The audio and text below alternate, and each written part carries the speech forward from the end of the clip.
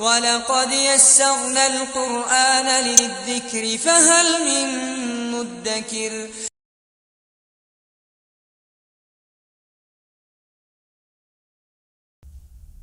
الحمدللہ رب العالمین والصلاة والسلام علی رسولہ الکریم وعلی آلہ واصحابہ اجمعین، اما بعد، فاعوذ باللہ من الشیطان الرجیم، بسم اللہ الرحمن الرحیم، رب اشرح لی صدری ویسر لی امری واحلل عقدۃ من لسانی یفقہوا قولی. ومن الناس من یقول آمنا باللہ وبالیوم الآخر وما هم بمؤمنین. لوگوں میں سے بعض ایسے ہیں جو یہ کہتے ہیں کہ ہم اللہ پر اور آخرت کے دن پر ایمان لائے، حالانکہ وہ ایمان والے نہیں ہیں، وہ مومنین نہیں ہیں.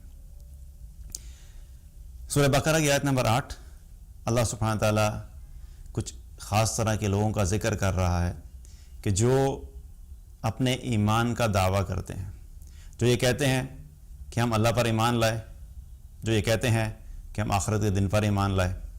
اور اللہ سبحانہ تعالیٰ کیا فرما رہے ہیں کہ یہ لوگ ایمان والے نہیں ہیں. حالانکہ جب انسان کلمہ پڑھتا ہے اشہد ان لا الہ الا اللہ و اشہد ان محمدا عبدہ و رسولہ، تو کیا وہ مسلمان ہو جاتا ہے؟ اور مسلمان ہونے کے ساتھ ساتھ پھر اسلام میں آنے کے بعد ایمان کی بھی کچھ شرائط ہیں، اور انہی شرائط میں سے ایک شرط کیا کہ اللہ پہ ایمان ہونا اور آخرت کے دن پر ایمان ہونا. تو یہاں پر وہ اس چیز کا دعویٰ کر رہے ہیں کہ ہم اللہ پر بھی ایمان رکھتے ہیں اور آخرت پر بھی ایمان رکھتے ہیں، لیکن اللہ سبحانہ تعالیٰ ان کے ایمان کو قبول نہیں کر رہا اور کہہ رہے کہ یہ ایمان والے نہیں ہیں. ان آیات سے پہلے ادھر کچھ اگر ہم دیکھیں تو ہم نے پہلے بات کی تھی کہ منافقین کے بارے میں، اور یہ آیت بھی بالخصوص منافقین کے بارے میں ہی آئی ہے.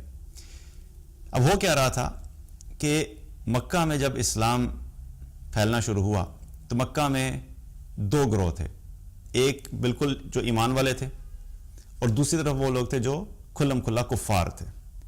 ایک طرف ایمان والے اور ایک طرف کفار. جب مدینہ میں آئے تو نبی صلی اللہ علیہ وسلم جب ہجرت کر کے مدینہ میں پہنچے تو وہاں پر اوس اور خزرج دو بڑے قبائل تھے، اور ان کی آپس میں اکثر جنگ رہا کرتی تھی اور آپس میں لڑتے رہتے تھے. اس چیز سے تنگ آ کے انہوں نے بالآخر یہ فیصلہ کیا تھا کہ ہم لوگوں کو اپنی آپس کی جو اختلافات ہیں اور اس جنگ کو ختم کر دینا چاہیے، اور بجائے اس کے کہ ہمارے اپنے اپنے قبیلوں کے دو الگ الگ سردار ہوں، ہمیں یہ کرنا چاہیے کہ ہم دونوں قبیلوں کو ملا کے کسی ایک شخص کو اپنا سردار مقرر کر دینا چاہیے. اور اس کام کے لیے، اس پوزیشن کے لیے انہوں نے عبداللہ بن ابی بن سلول کو جو ہے اس کا انتخاب کیا. اس کے بارے میں فیصلہ کیا کہ ہم اس کو اپنا سردار بنا لیتے ہیں.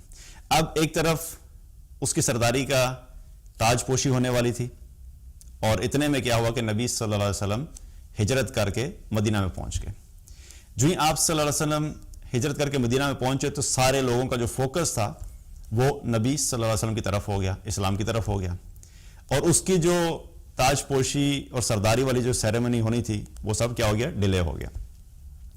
اس وجہ سے کیا ہوا کہ اس کے دل میں اسلام کے خلاف حسد پیدا ہوئی اور نفرت پیدا ہوئی، اور اسی طریقے سے نبی صلی اللہ علیہ وسلم کے خلاف بھی اس کے دل میں نفرت پیدا ہوگی.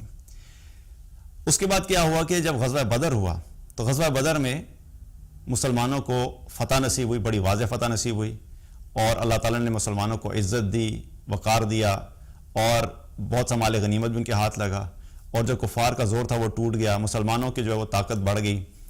اور جب یہ سب کچھ ہوا تو عبداللہ بن ابی کو یہ چیز بھی بہت بری لگی، اور اسی طریقے سے کیا ہوا کہ رسول اللہ صلی اللہ علیہ وسلم مدینہ میں کیا ہوئے، وہ لیڈر بن گئے، کیونکہ مدینہ میں مسلمانوں کی حکومت بھی قائم ہوگی. اب اس ساری وجوہات کی بنا پر عبداللہ بن ابی کے اندر یہ فیلنگز ہونا شروع ہو گئیں کہ وہ اسلام کے خلاف ہو گیا. اب ایک طریقہ تو یہ تھا کہ وہ بھی کھلم کھلا اسلام کی دشمنی کرتا، لیکن اس نے دیکھ لیا تھا کہ اگر کھلم کھلا اسلام کی دشمنی کی گئی تو اس کا کیا حال ہوگا.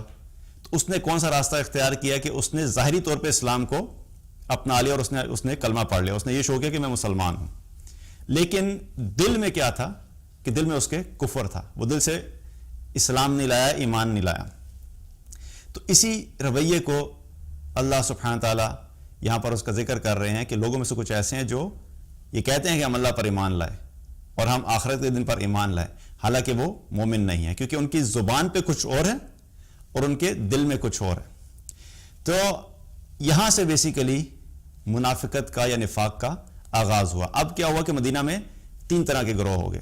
ایک ایمان والوں کا گروہ جو سچے ایمان والے تھے, دوسری طرف کھلم کھلا دشمن جو کفار تھے, اور تیسری طرف یہ منافقین, یہ تیسرا گروہ تھا.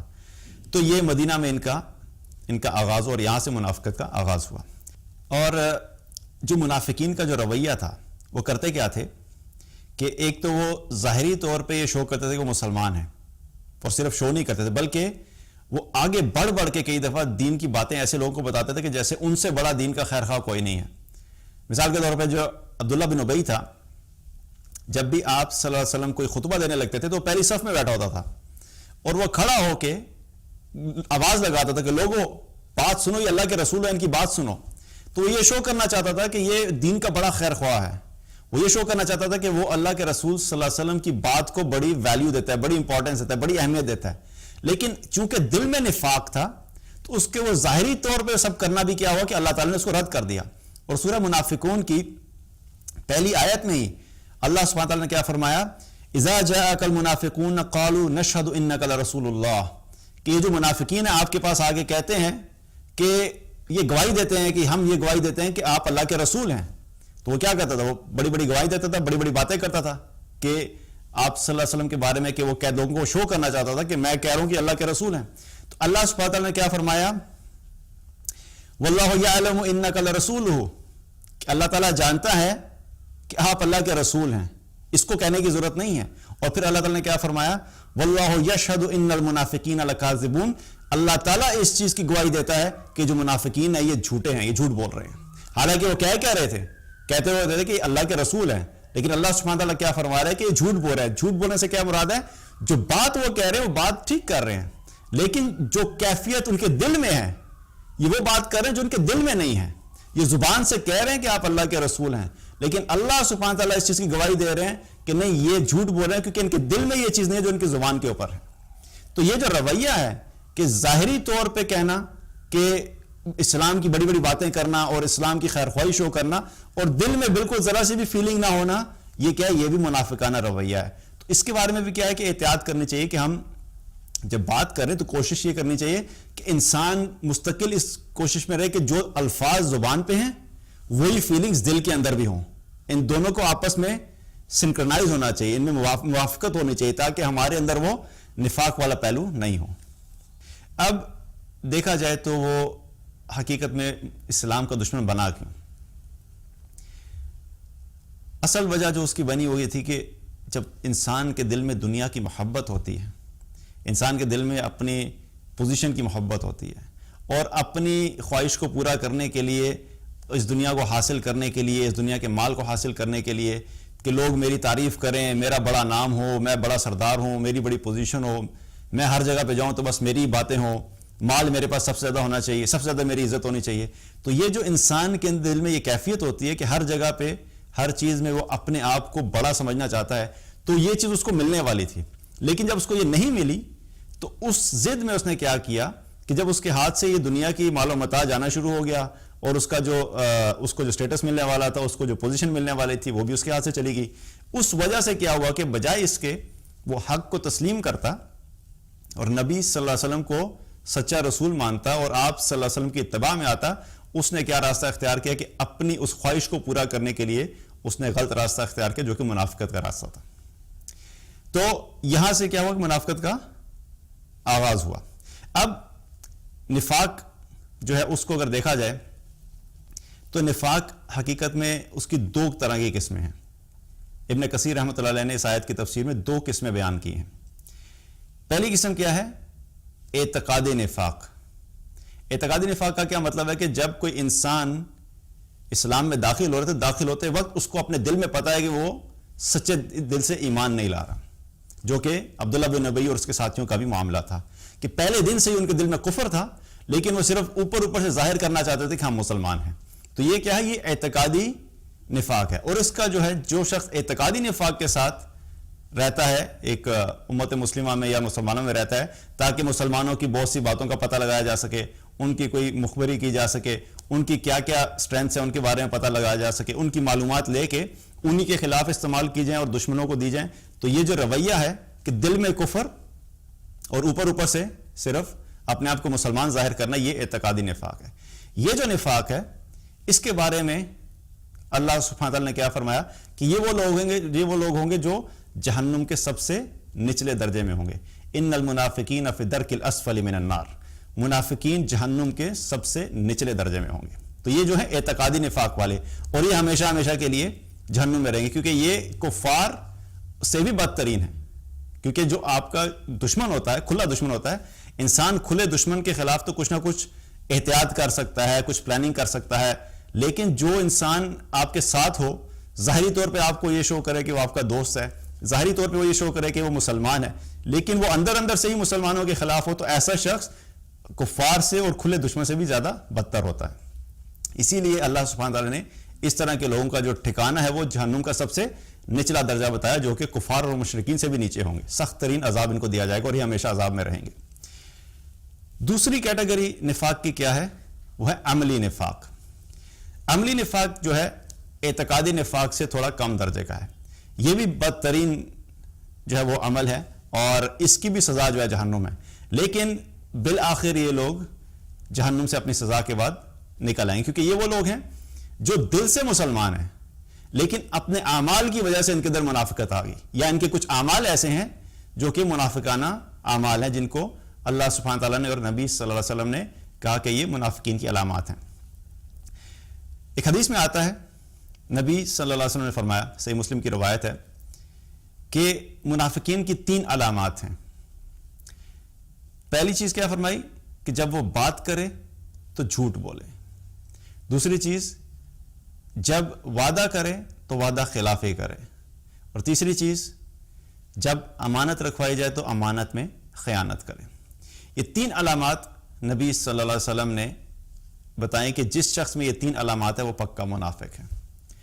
اب اگر دیکھا جائے تو بحیثیت مسلمان اعتقادی نفاق تو شاید نہیں ہوگا, لیکن یہ عملی نفاق کا بہت زیادہ خطرہ ہے, کیونکہ ہمارے جو اعمال ہیں ان میں دیکھا جائے تو یہ تینوں چیزیں آج ہم لوگوں میں پائی جاتی ہیں. پہلی چیز کیا, جھوٹ بولنا. تو جھوٹ بولنے کو نبی صلی اللہ علیہ وسلم کیا فرما رہے ہیں کہ یہ منافق کی علامت ہے.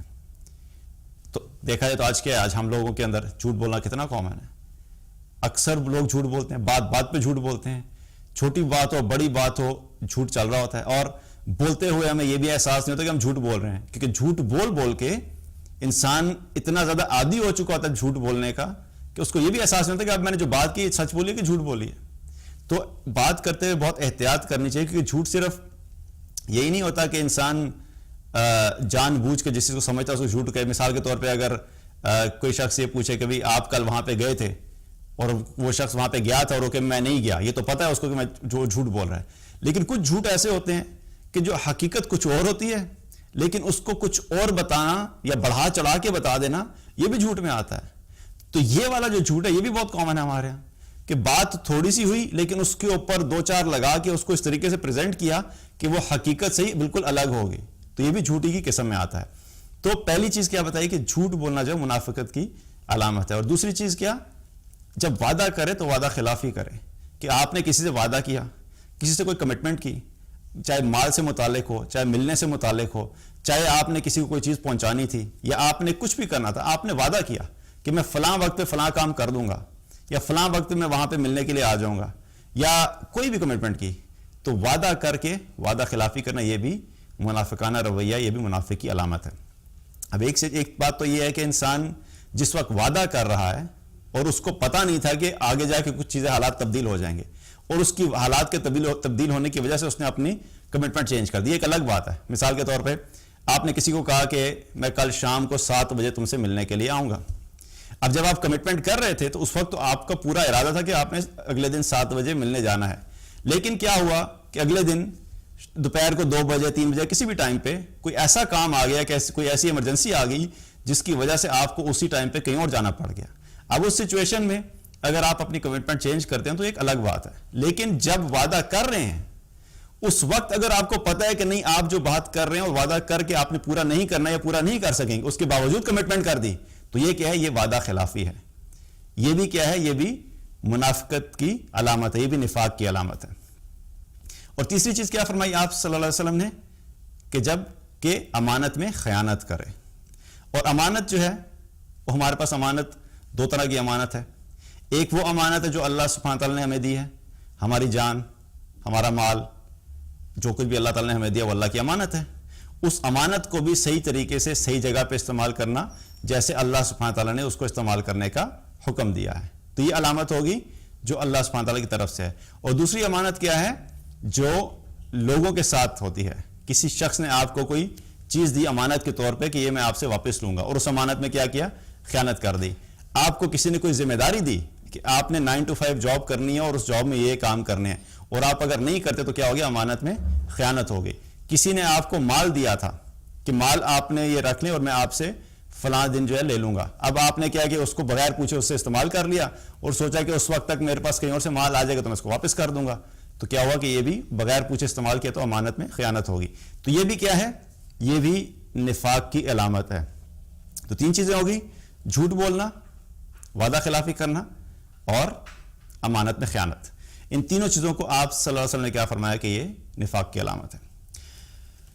اب نفاق جو ہے کیا ہوتا ہے کہ ہم جب بھی نفاق کی بات کرتے ہیں، منافقت کی بات کرتے ہیں یا ان نشانیوں کی بات کرتے ہیں، ان علامات کی بات کرتے ہیں، تو سب سے پہلے ہمارا ذہن گھومتا ہے اپنے ارد گرد کے لوگوں کے اوپر.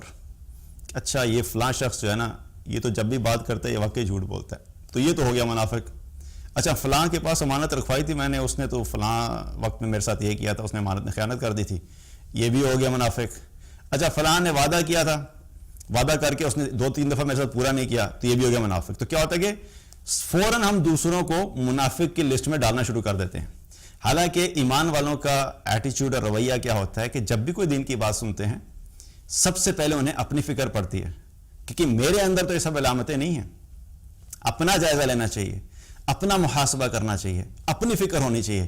کیونکہ یاد رکھیے کہ سب سے اہم کیا چیز ہے کہ میں خود جنت میں چلا جاؤں. سب سے پہلے انسان کی اپنی ذات ہوتی ہے کہ وہ جنت میں چلا جائے. اگر انسان کوئی ایسا کام کرے اور اس کو یہ گارنٹی دے دی جائے کہ ہاں ٹھیک ہے اگر آپ یہ کام کریں تو اس کی وجہ سے آپ کے کرنے کی وجہ سے یہ فلاں لوگ جنت میں چلے جائیں گے، لیکن آپ جنت میں نہیں جا سکتے، آپ جہنم میں جائیں گے، تو کوئی بھی کرنا پسند نہیں کرے گا. کیونکہ وہی ہم یہی چاہیں گے نا کہ ہم بھی جنت میں جائیں، اور ہم جن لوگوں کے ساتھ کوئی کسی قسم کا کوئی تعلق ہے ہم سب جنت میں جائیں. تو کوئی بھی یہ نہیں چاہے گا کہ میں رہ جاؤں پیچھے. اسی طریقے سے ہمیں اپنی فکر کرنی چاہیے کہ کہیں ہمارے اندر تو وہ علامتیں نہیں ہیں.